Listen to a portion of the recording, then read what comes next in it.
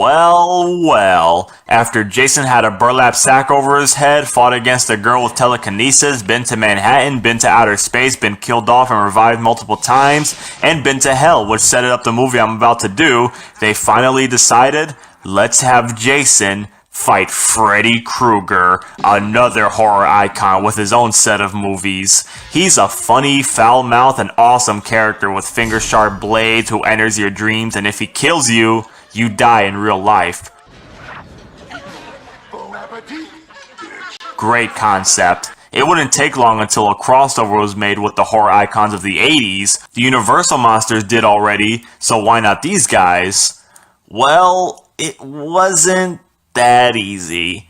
Thus, we have Freddy vs. Jason, made in 2003, and this film was in development hell for 15 years. Yes, this movie was originally pitched to be Friday the 13th, The New Blood, since they wanted this movie to be even bigger. But the problem was that Jason was owned by Paramount Pictures, and Freddy was owned by New Line Cinema, two different companies, and when it comes down to that, there can never be an agreement on distribution and money, so they failed on an agreement. That's the hard part with two separate companies. Of course, Disney's buying everything out now, but this is the past we're talking about. So the film was in development hell. Then in 1993, Paramount sold the rights off to New Line Cinema after the bomb that was Jason Takes Manhattan. And now the same company owns both Freddy and Jason, and they still couldn't get the film made. It took them over 10 years. Instead, they made Jason Goes to Hell, which fucked up the mythology of Jason, but the ending delivered with Freddy's glove pulling Freddy's mask down the dirt. And Wes Craven decided to make New Nightmare, which was better than Jason Goes to Hell. Jason X was also made in the progress due to a lot of frustration with this film not coming to an agreement to be made. It was made to keep the Friday the 13th series still in minds of audiences. Even though Freddy vs. Jason took 10 years to make after Jason Goes to Hell, the wait, I'd say, was worth it. There is a movie in which Freddy and Jason fight. And oh man, what a fight it is. For one thing, Robert Englund is in this film. He's Freddy in all the movies leading up to this. Fun fact, the actor who plays Jason is also the actor who got tossed by Jason in Jason Takes Manhattan. You can see for a brief second that he's taller than Kane Hodder, and that's what Ronnie Yu, the director who also made Bride of Chucky, was looking for. So it sucked that Hodder wasn't back, and he was even given a script too, but Yu didn't intend to use him because he wanted his Jason to be different and kind of restyled, which is dumb because in the end it's someone wearing a hockey mask and makeup. If Shia LaBeouf or Topher Grace, or Ashton Kutcher, or Harrison Ford played Michael Myers, I don't think it'd be any different because it's just a guy in a black costume and white mask. But anyway, kind of getting myself carried away here. Let's talk about what this film is all about. The basic premise is that Freddy's powers are becoming weak, and after all the years of getting defeated, people have forgotten him, and he can't go into people's dreams and kill them. So what does he do? He revives Jason, who's dead. I don't know what continuity of the Friday the 13th films they're trying to follow here. Anyway, he disguises himself as Jason's mother to return and kill the kids of Elm Street to regain Freddy's powers, so it's almost like they're working together, which is terrifying.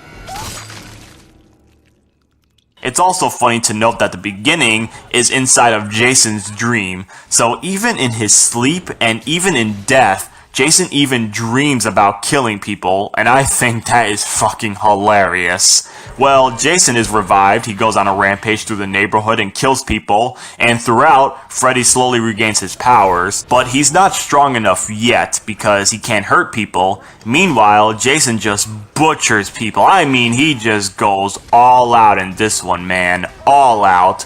He twists somebody's head, which is hilarious. He throws a fiery machete at somebody, ruins a big party, which is when my favorite line comes into play. Dude, that goalie was pissed about something. Why is he trying to impersonate Jason Mewes as Jay from Jay and Silent Bob?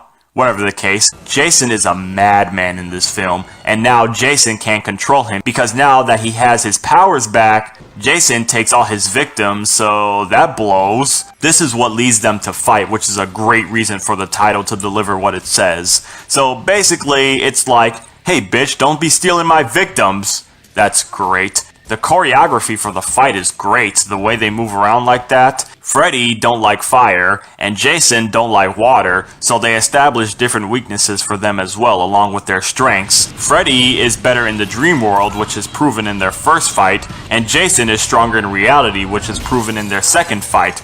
It's great they acknowledge stuff like that to keep it even. Another great thing is that they don't fight just once at the very end of the film, like most versus movies. No, they have like 3 fights. The dream world, the little shed, or whatever the fuck, and all around Camp Crystal Lake. And they just beat the shit out of each other. It's wild. There's plenty of gore to satisfy ya. Yeah, take that, MPAA. But imagine not even knowing who Freddy or Jason are, and watching this. That'll be a funny sight to see.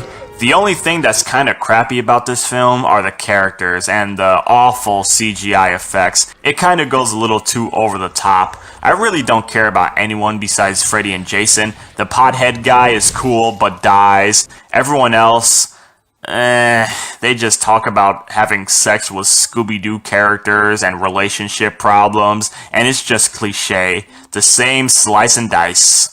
One character I can't get over is Will Rollins, who is played by a guy named Jason. That couldn't have been a coincidence. But anyway, his character, like, smiles a lot, even in serious situations. Like, look at this. Why is he smiling? Like, does he want to die? Up to the point where I just call him Smiley. So yeah, the title is the main reason to watch the film. The characters, they could stay or leave, I don't care. So who wins?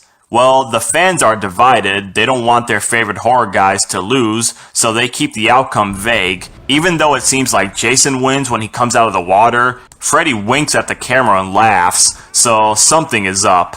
Now you don't have to leave disappointed. I think it's the best crossover versus movie ever. Another ending suggested that both characters die, and they both end up going to hell and meeting Pinhead from the Hellraiser franchise, and he says, "Gentlemen, what seems to be the problem?" That would have been awesome, but of course they couldn't get the rights to Pinhead.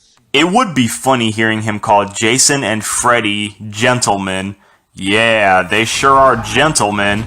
They're fucking lunatics, both of them. And that makes for Freddy vs. Jason, an entertaining horror crossover. They even did a weigh-in at a live show like they do in the UFC, just to promote the film. That's pretty funny. It's a shame they don't make more crossovers like this, but these different companies can't agree on one thing, so they're all hold off. They'd make serious money too, so I don't know what's the holdup.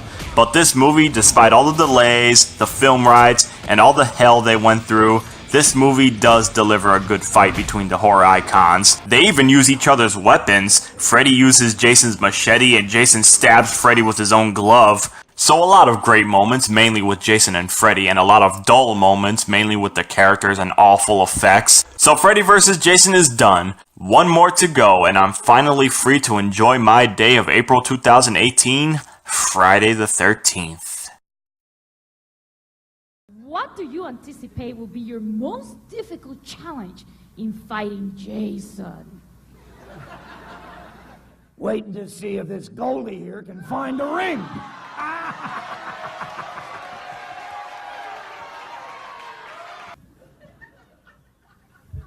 No comment. What's the matter? Can't you speak for yourself, hockey puck?